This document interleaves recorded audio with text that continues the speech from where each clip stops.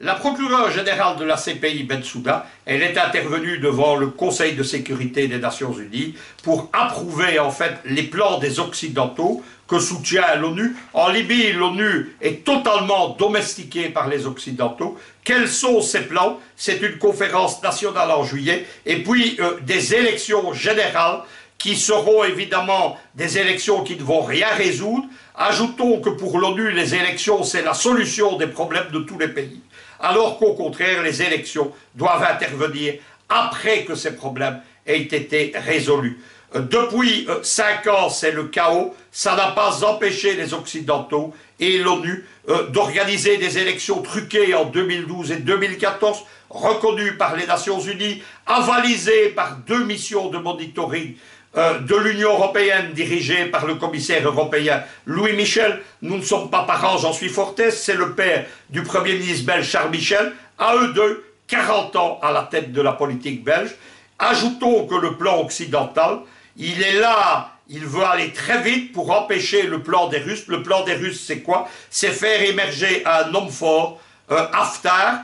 Ils pensent que comme en Syrie ou Assad a rétabli la situation, Haftar peut jouer la même carte anti-occidentale en Libye. Derrière tout ça, ça vous explique pourquoi il y a de plus en plus de médias mensonges autour de la personnalité d'Haftar. On l'a même déclaré mort, etc. Il a fallu que la télévision russe le filme en rentrant à Benghazi.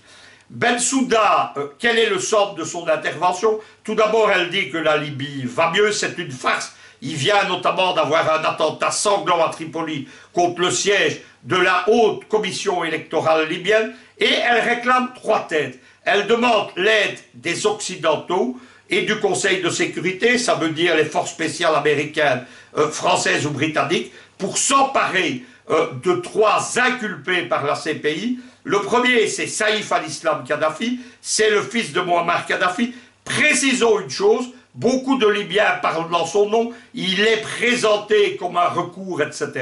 Mais il y a un problème, c'est un fantôme humain et politique, personne ne l'a vu vivant depuis juin 2014, personne ne l'a entendu, même au téléphone, et donc il n'est pas l'alternative que certains présentent autour de lui. Il y a surtout des réseaux d'escrocs internationaux qui collectent de l'argent en se revendiquant de sa personne. Derrière tout ça, évidemment, Mme Bensouda, qu'est-ce qu'elle entend? Elle entend bannir définitivement le nom de Kadhafi de la politique libyenne.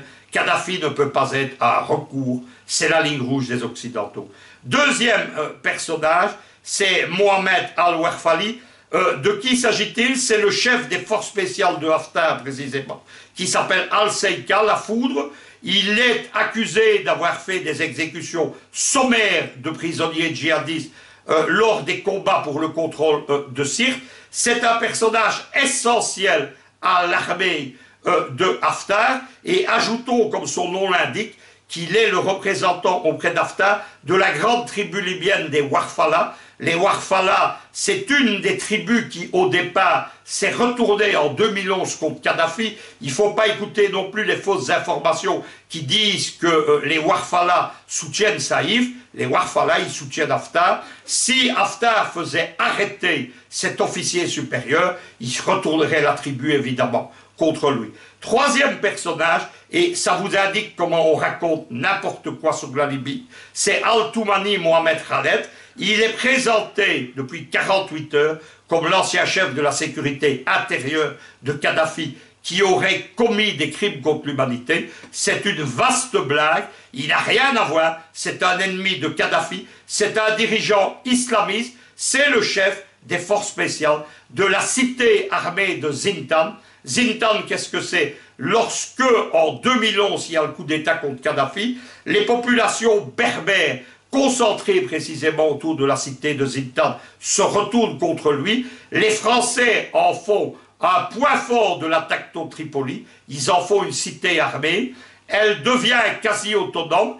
Elle est engagée pendant des années dans un bras de fer contre les Arabes que les Berbères détestent, islamistes, de Farch Libya à Tripoli. Et lorsqu'Haftar fait son coup d'État, s'empare, parce que c'est ce qu'on oublie, s'empare des restes de la nouvelle armée libyenne en 2015 et crée son armée nationale libyenne qui, le nom ne l'indique pas, est son armée privée, eh bien, Zintan rejoint Haftar, c'est un abcès de fixation, c'est le seul point fort d'Haftar, à l'est de Tripoli, vers la frontière tunisienne. Là aussi, il s'agit de désarmer un des chefs des forces armées de Khalifa Haftar. On comprend tout de suite pour qui roule Madame Bensouda, pour ses maîtres occidentaux. Il faut dire un dernier mot, enfin, de la réunion du Conseil de sécurité. La réunion du Conseil de sécurité, elle a tout d'abord confirmé ce que moi je dis depuis 2012-2013, c'est que la Libye est en voie de somalisation, c'est un État où on a appliqué à grande échelle la fameuse géostratégie du chaos, il n'y a pas de sécurité, pas d'élection possible, il n'y a pas non plus d'un avenir politique dans un environnement pareil. Le Conseil de sécurité a vu s'opposer les blocs, les Occidentaux nous ont chanté la vieille chanson « Tout va très bien, Madame la Marquise », approuvée par Madame Bensouda, qui porte les valises des Occidentaux. Se sont alors dressés les Russes et les Chinois. L'ambassadeur de Russie, Gennady Kouzmin, au Conseil de sécurité, il a tout d'abord reproché la sélectivité, je le cite, de la CPI, qui ne poursuit que des non-alliés de l'Occident ou des kadhafistes, ou des partisans d'Haftar. Il a déclaré que Mme Bensouda venait de jouer du pipeau au Conseil de sécurité, qu'elle ne disait et n'apportait rien de neuf.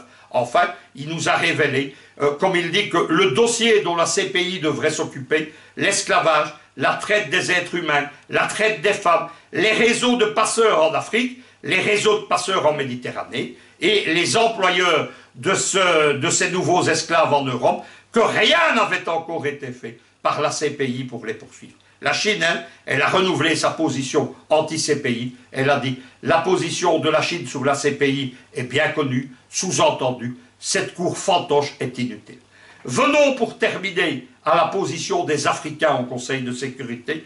Vous savez qu'il y a au cœur de ce débat quelque chose qu'on a complètement oublié, c'est l'Afrexit CPI. L'Afrexit CPI a été une grande cause panafricaine, inscrite à 3 sommets de suite de l'Union africaine. On a décidé que les États africains devaient partir massivement.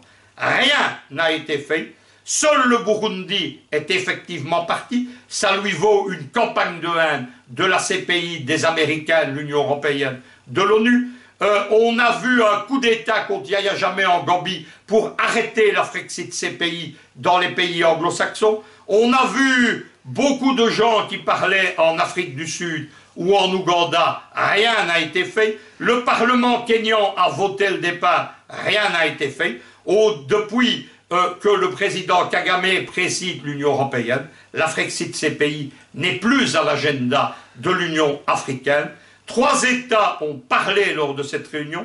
La Côte d'Ivoire, qui a évidemment, sans surprise, approuvé ses partenaires occidentaux. L'Éthiopie, qui a bien parlé, mais n'a fait que parler. Enfin, l'ambassadeur de Guinée équatoriale, Anatolion Ndongba, qui a parlé dans la foulée des Russes, qui a expliqué combien le terrorisme en Afrique était né, parti de la Libye. Il a dit c'est l'épicentre du terrorisme. Il a dit on ne vaincra jamais le terrorisme au Sahel ou en Afrique centrale si on ne rétablit pas la situation en Libye. Malheureusement, il a terminé en appelant à ce que l'on renforce le travail de la CPI. L'Afrexit CPI est dorénavant aux abonnés absents, aussi bien aux Nations Unies qu'au sein de l'Union africaine.